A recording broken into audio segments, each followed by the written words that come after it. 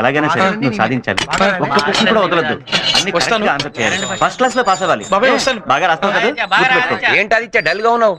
3 సంవత్సరాలు కష్టపడి లాదదేవు ఫైనల్ ఎగ్జామ్స్కి వెళ్ళేటప్పుడు ఎంత ఉండాలి? లేదు సార్, నేను ఎగ్జామ్ రాయడానికి వెళ్ళిన ప్రతిసారి నా చెల్లెలు నాకు ఎదురొచ్చేది. తను ఎదురు నన్ను ఒక్కసారి నా కుటుంబానికి నేను దూరం అయిపోయింది సార్. డోంట్ వరీ, నువ్వు మనసులో అలాంటివి ఏం పెట్టుకోకు. అంతా మంచిగా జరుగుతుంది. నువ్వు మాత్రం కాన్సన్ట్రేషన్ తో రాయి. ఓకే?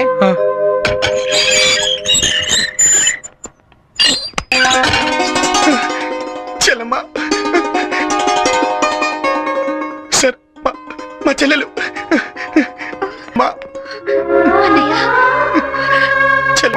నీకు నీ చెల్లి ఎదురు ఎంత సెంటిమెంటో తెలిసి నేనే తీసుకొచ్చాను.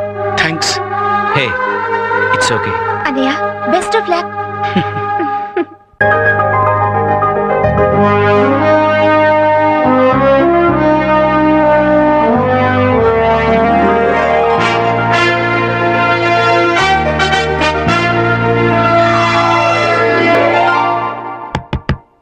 ముందు మీరు రండి సార్, అన్ని వివరంగా చెప్తాగా. రండి సార్, రండి రండి, లోపల రండి సార్. మంచినీళ్ళు తీసుకుంటారా సార్? కాఫీ తీసుకుంటారా సార్? ఇప్పుడు అవన్నీ ఏంట్రా, ముందు అవి తీసుకురండి ఆ విషయాలు.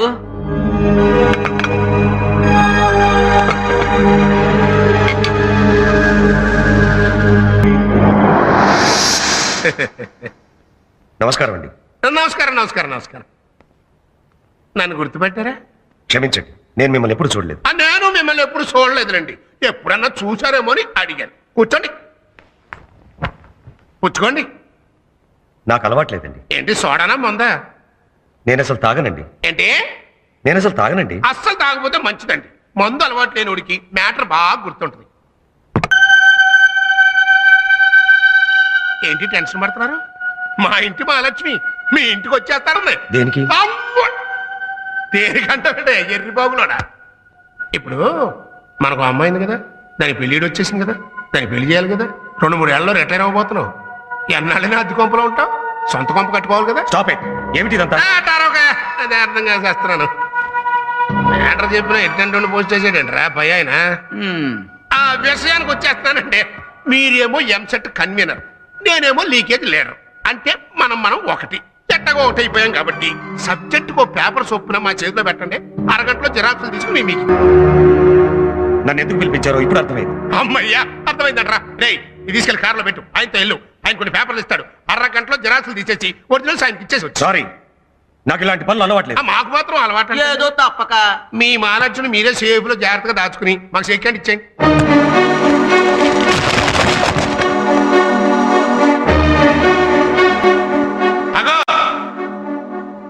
కలుపుగోలుగా మాట్లాడాను కదా అని కామెడీ అనుకుంటున్నావా?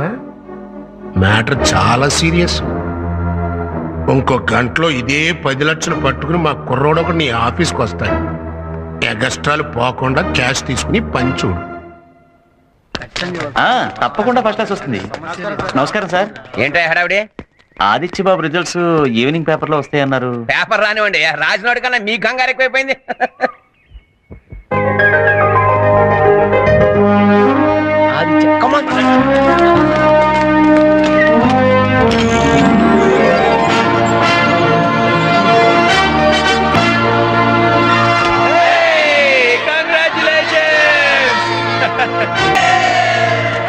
నువ్వు ఫస్ట్ క్లాస్ లో పాస్ అయ్యావు.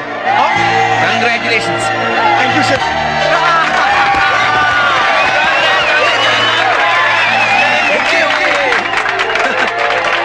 ఓకే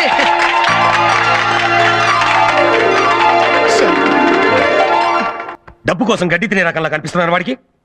ఎంసెట్ పేపర్ లీక్ చేస్తే 10 లక్షల రూపాయలు ఇస్తాట. రాస్కెల్. వాడిస్తాను అన్నాడు, మీరు తీసుకోను అన్నారు. అయిపోయింది కదా, మర్చిపోండి ఆ విషయం గురించి. మర్చిపోవడానికి ఇదేమన్నా చిన్న విషయమా? లక్షల మంది విద్యార్థుల జీవితాలతో ఆడుకోవాలనుకుంటున్నాడు వాడు. ఇలా లంచాలు ఇచ్చేవాళ్ళు తీసుకునేవాళ్ళు పెరిగిపోతే సమాజం ఏమైపోతుంది? ఇలాంటి చీడ పొరుగుల్ని ఊరికే వదలటానికి వీల్లేదు. పోలీస్ రిపోర్ట్ ఇచ్చి జైల్లో తోయించాలి. అప్పుడు గానీ బుద్ధి రాదు. రాఘవ్ గారు ఉన్నారా? ఉన్నారు. నేనే రాఘవన్. చెప్పండి. You're under arrest. అరెస్టా? దేనికి? ఎంసెట్ పేపర్స్ లీక్ చేయడం కోసం 10 లక్షల రూపాయలు లంచం తీసుకున్నందుకు. దానికి సాక్ష్యం మీ ఆఫీస్ బీరువాలో దొరికిన 10 లక్షల రూపాయల క్యాష్. నా బీరువాలో క్యాష్ దొరకడం ఏంటి? నాకేం తెలియదు సార్. నేను లంచం తీసుకోలేదు. నా మాట నమ్మండి ప్లీజ్. నమ్మాల్సింది కోర్టు. కమాన్. ముద్దాయిని 30 రోజులు రిమాండ్లో ఉంచవలసిందిగా ఆదేశించటమైనది. సార్ ఇవిగో మీరు అడిగిన ఫైల్స్. అలాగే. నేను పాస్ అయ్యానని నన్ను చూడ్డానికి వచ్చి నాన్న, ఆదిత్య ఏమైంది? మా నాన్న నన్ను చూడ్డానికి వచ్చారు. ఏంటయ్యా హడావిడి? సార్ మా నాన్న వచ్చారు సార్. అలాగా? అవును సార్, గేట్ దగ్గర ఉన్నారు. నాకోసమే వచ్చి ఉంటారు సార్. పద. ఆ.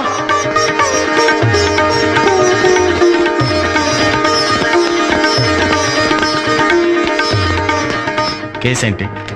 10 లక్షలు లంచం తీసుకున్నందుకు దొరికిపోయాడు. చూడటానికి పెద్ద మనిషిలా ఉన్నావు. ఏంట్రా ఈ పని? నీలాంటి వాళ్ళని కాళ్ళు చేతులు వెరగబెడితే గానీ దారిలోకి రారు. స్టూడెంట్ జీవితాలతో ఆడుకోవడానికి సిగ్గులేదు. సంతకం పెట్టావు. మన వాడు తిన్నదంతా అరిగేంత వరకు గ్యారెంటీగా శిక్ష పడుతుంది.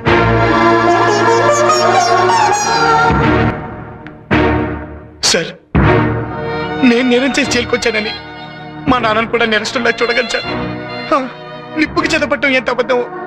మా నాన్న తప్పు చేస్తాడనుకోవడం అంతకన్నా అబద్ధం సార్. మా నాన్న తప్పు చేయడు సార్. తప్పు చేయడు సార్. మా నాన్న తప్పు చేయడు సార్.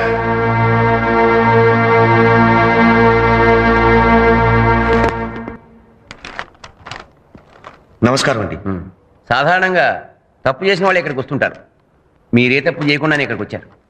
అంటే నేను తప్పు చేయలేదని మీరు నమ్ముతున్నారా? కొందరిని బట్టి కొందరిని నమ్మాల్సి వస్తుంది. పాపం మీరు ఇలా జైలుకి రావడం వల్ల మీ ఫ్యామిలీ చాలా బాధపడుతూ ఉంటుంది అనుకుంటాను. అవునండి, నాకంటే వాళ్ళకే ఎక్కువ బాధ. అవును, ఖచ్చితంగా మీకన్నా వాళ్ళకే బాధ ఎక్కువ ఉంటుంది. మీకెంతమంది పిల్లలు? ఒకసారి అబ్బాయి లేరా? ఉండేవాడు, చచ్చిపోయాడు.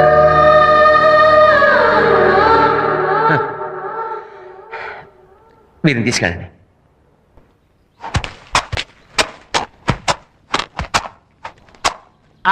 ఆగండి బాబు, ఆగండి. పర్లేదు, కూర్చోండి బాబు, కూర్చోండి. బాబు టీ ఏమైనా తీసుకుంటారా బాబు? వద్దు. బాబు మీ మాసిపోయిన బట్టలు ఏమన్నా ఉంటేవండి, మేము ఉతికి పెడతాం. మమ్మల్ని అడగండి బాబు, మీకు ఏది కావాలంటే అది మేం చేసి పెడతాం. అలాగే. అసలు మీరు ఇక్కడికి రావటమే అన్యాయం బాబు. ఇక్కడికి మాలా నేరం చేసిన వాళ్ళు రావాలి కానీ మీరు బాబు. అంటే అంటే నేను నేరం చేయలేదని మీరు నమ్ముతున్నారా? 25 ఏళ్లుగా పనిచేస్తున్నా ఆఫీసులో వాళ్ళెవరూ నన్ను నమ్మలేదు. నేను నమ్ముకున్న సమాజము నన్ను నమ్మలేదు. కానీ జైల్లో ఉన్న మీరంతా నన్ను నమ్ముతున్నారు. వాళ్ళ సంగతి మాకు తెలియదు సార్. మీరు మా ఆదిత్య బాబు తండ్రి, మీరు తప్పు చేయరంతే.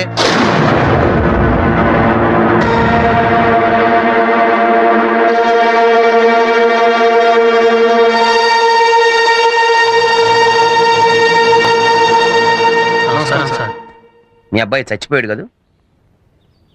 మీ దృష్టిలో చచ్చిపోయిన మీ కొడుకు వీళ్ళ దృష్టిలో ఏ స్థానం సంపాదించాడో చూశాను. మీరు అధికారిగా ఏ తప్పు చేయలేదు కానీ కన్నతండ్రిగా చాలా పెద్ద తప్పు చేశారు. ఓ అమ్మాయి జీవితం నాశనం కాకుండా కాపాడిన కొడుకును కన్నందుకు గర్వపడాల్సింది పోయి ఓ నిండు ప్రాణం తీసిన హంతకుణ్ణి కన్నాను అని అసహించుకున్నారు. ఓదార్చాల్సిన తండ్రి స్థానంలో ఉండి అతన్ని ఒంటరివాణ్ణి చేశారు. ఆ రోజు జరిగిన దాంట్లో మీ కొడుకు తప్పు లేదని మీరు నమ్మకపోయినా ఈ రోజు జరిగిన దాంట్లో మీ తప్పు లేదని మీ కొడుకు నమ్ముతున్నాడు. మీరు ఇక్కడికి వచ్చాడు అని తెలియగానే అతను ఏమన్నాడో తెలుసా?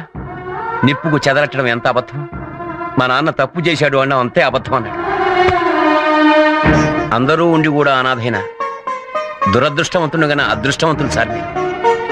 అతని కోర్టు విధించిన శిక్ష కన్నా మీరు వేసిన శిక్షే చాలా పెద్ద. ఇంకా అతన్ని మీరు శిక్షించదలుచుకుంటే మీ ఇష్టం. నేను ఇంకా వాడిని శిక్షించాలని చూస్తే నాకన్నా పెద్ద నేరస్తుడు ఉండడు సార్. మా వాడి విషయంలో కరడు కట్టిన నేరస్తులే కరిగిపోయినా కన్న తండ్రినైనా నేను ఇంకా కరగనందుకు సిగ్గుపడుతున్నాను సార్. వాడిప్పుడు ఎక్కడున్నాడు? స్వామి, నేను నిన్ను నమ్మినంతగా నమ్మింది మా నాన్న ఒక్కడే స్వామి. అలాంటిది మా నాన్న తప్పు చేశాడంటే నన్ను ఎలా నమ్మమంటావు? మా నాన్నను రోజూ చూడాలని నిన్ను పూజించినందుకు ఆయన ఇలా చూపించావా స్వామి? ఆయన్ని నిర్దోషిగా నిరూపించి త్వరగా ఇక్కడి నుంచి వెళ్ళిపోయేలా చెయ్యి.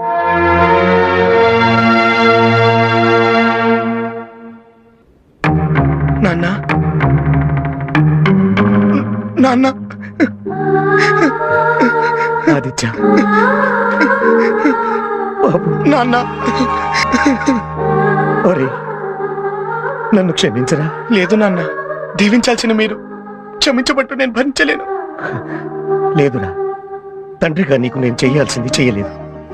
నువ్వు హత్య చేశావన్న భయంతో సమాజంలో నా స్థానం గురించి భయపడ్డానే కానీ నీ మనసులో నాకున్న స్థానం గురించి తెలుసుకోలేకపోయాను.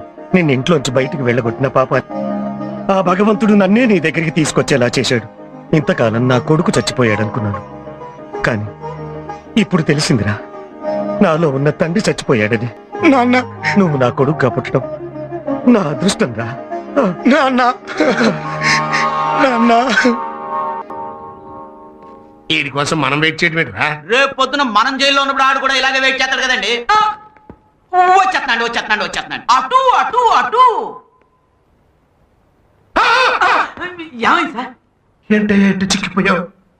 అవునులే, హాయిగా ఏసీ రూమ్ లో కూర్చొని తెగ తినేవాడివి. ఇప్పుడు చెప్ప చేతికిచ్చి కొలత భోజనం పెట్టేటప్పటికి చిక్కిపోయావు. పడద్దు చరగా నీ మొండితనం. కాకపోతే నేను చెప్పినట్టుగా నేను ఉంటే లోపల కూర్చోవాల్సిన అవసరం ఉండదు కదా. అసలు జనరల్ గా జరిగేది ఏంటయ్యా, లంచం తీసుకున్నాడు లోపలికి వస్తాడు, నువ్వేమో లంచం తీసుకోకుండానే లోపలికి వచ్చావు. అది కదా నా బాధ. నాకేం బాధ కాలేదు, న్యాయం నా వైపునుంది. నేను ఇక్కడి నుంచి ఎలాగైనా బయటపడగలనన్న నమ్మకం నాకుంది. బయటికి ఈడెక్కడ ఎరిబాగులుడరా? అయ్యో, పెచ్చ కూడా ఓ పద్ధతి ఉండాలయ్యా. చూడు, ఈ ఊళ్ళో నీ తరఫున బాధించడానికి ఒక్కడు కూడా రాడయ్యా. ఎందుకో తెలుసా, నాకున్న డబ్బుకి పరపతికి భయపడి ఒక్క లాయర్ కూడా నల్లకోట వేసుకుని నీ తరఫున కోర్టుకు రాడయ్యా. అందుకని నీతి న్యాయం నా రెండు కళ్ళు అని అట్లా తెలుసు కూర్చోక ఆ కళ్ళకి నల్ల కళ్ళ కూడా పెట్టేయి, నాకు చెక్కండి ఇచ్చేయి. అప్పుడు నువ్వు నాతోనే ఉంటావు, నాతోనే తింటావు, నాతోనే బతుకుతావు. ఏంటే నీతితో బతికానన్న తృప్తితో ఇక్కడే చస్తాను, కానీ నీతో మాత్రం చేతులు కలపను. వీడు బతక నేర్చున్నాడు. అందుకే బతుకు బస్ స్టాండ్ అయింది. మరి ఇంకే లైఫ్ ఇందులోనే రా. Hello,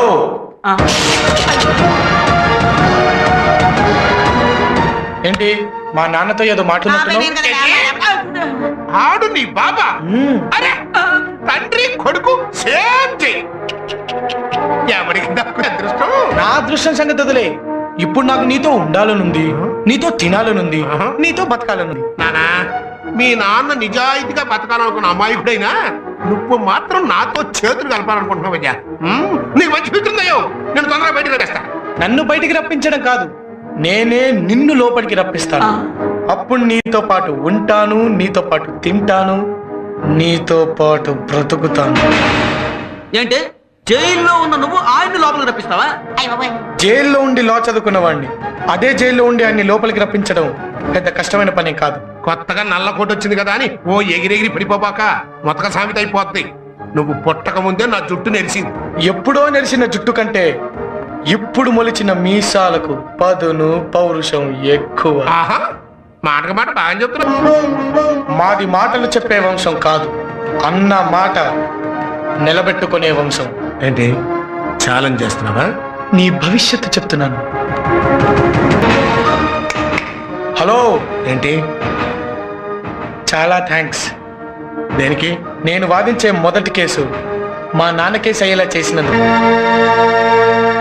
young generation